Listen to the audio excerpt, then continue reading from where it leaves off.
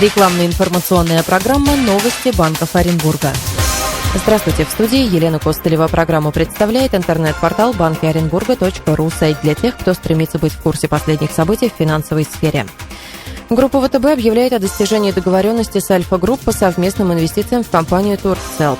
Договоренность предусматривает намерение сторон осуществить инвестиции в турецкую телекоммуникационную компанию в связи с возможным увеличением доли Альфа-Групп в операторе. Участие в подобной сделке отражает стремление ВТБ более диверсифицировать свои инвестиционные и кредитные портфели. В этом случае за счет одного из несомненных лидеров в области телекоммуникаций на быстрорастущем и высокодоходном турецком рынке. По мнению специалистов ВТБ, предполагаемая сделка может способствовать увеличению валютных доходов компании Туркцел и в перспективе оказать дополнительные положительные влияния на ее инвестиционную привлекательность.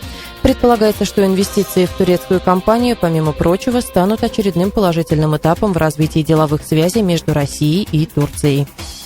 С 3 ноября Сбербанк приступил к выпуску карт национальной платежной системы МИР. Клиентам доступны дебетовые карты МИР классическая и МИР социальная.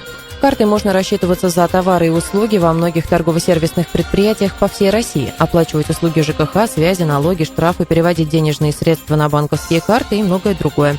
Держателям карты МИР Сбербанка доступны возможности интернет-банка Сбербанк онлайн, СМС-сервиса «Мобильный банк», а также сервисы устройств самообслуживания Сбербанка.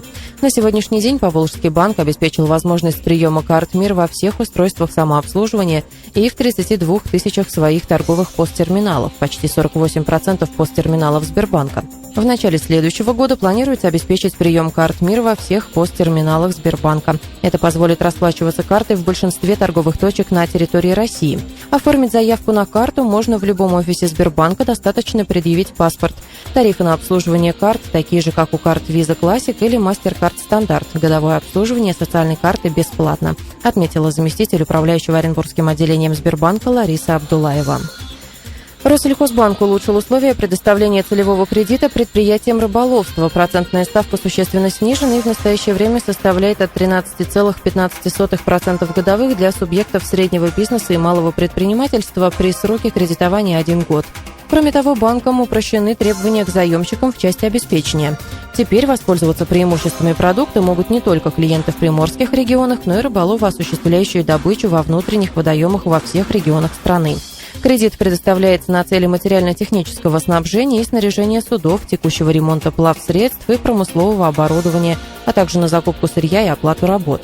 Россельхозбанк регулярно совершенствует условия для повышения доступности кредитных средств на постоянной основе, рассматривает возможность снижения ставок по кредитам для представителей бизнеса из различных отраслей экономики.